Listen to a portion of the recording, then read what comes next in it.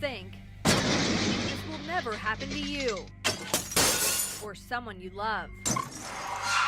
It is really the most horrific crashes that you can be involved in. These crashes shut down Indiana highways in recent months. The drivers killed when they smashed into truck trailers. Experts tell the Call 6 investigators a deadly danger likely played a role: inadequate guards to stop a car from sliding underneath.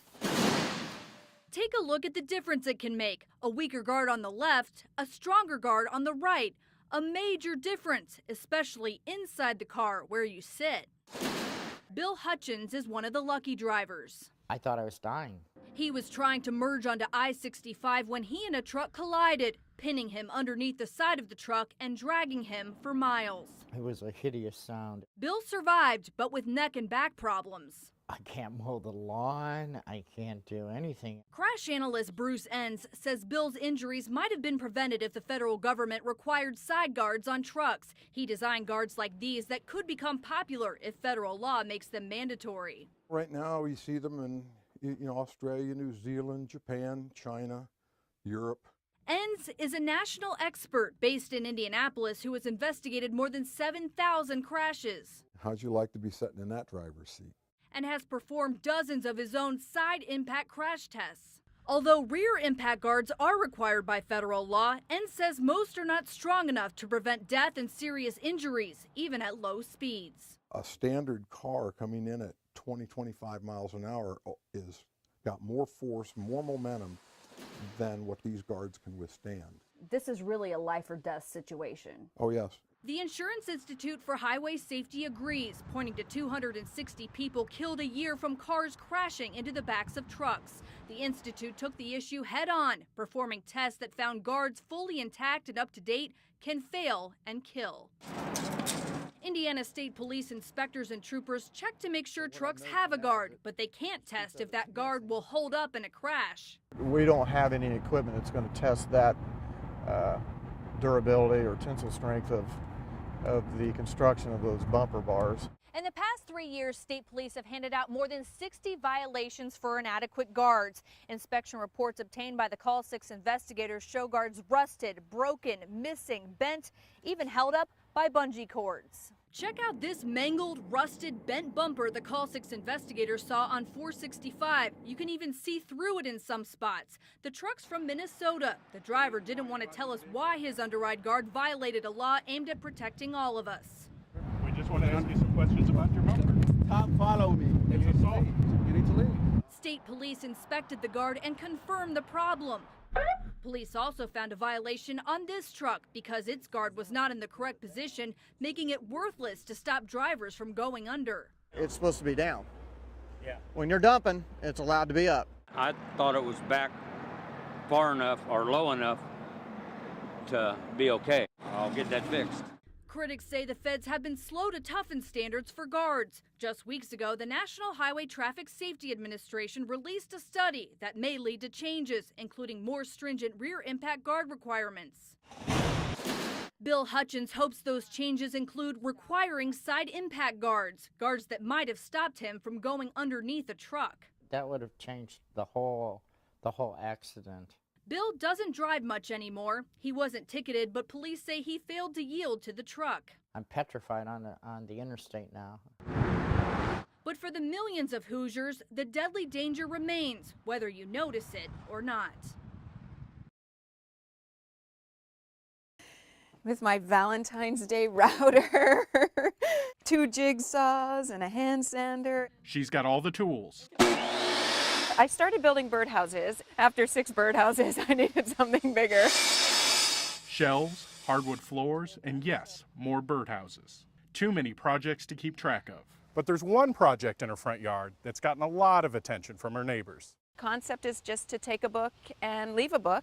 A little free library in what looks like a very big birdhouse. People come up and honestly, they either wonder what it is or they know what it is. I built it in August last summer, and within 24 hours, people were sharing books. Yeah, sisterhood, that's summer reading. Margarita recipe book, that's summer reading. I don't know what the weirdest book is. It's probably been a book I put in there.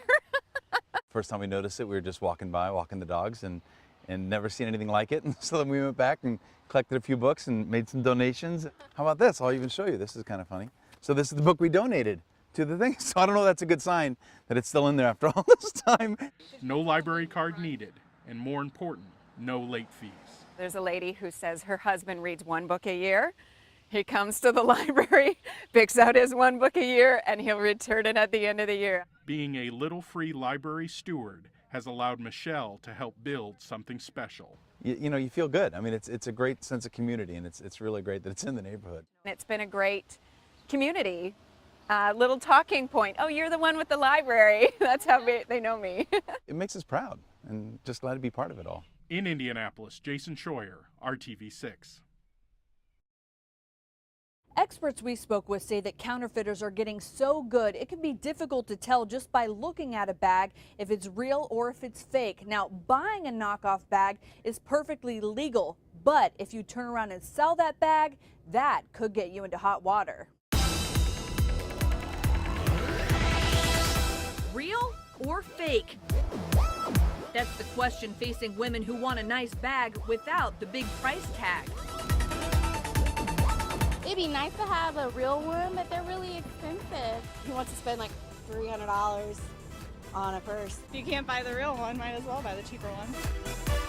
The Call 6 investigators found many shoppers in search of a deal are heading to Facebook online yard sales to buy and sell counterfeit bags that look like Coach, Chanel, and Louis Vuitton. Selling counterfeit items is illegal. You could go to jail.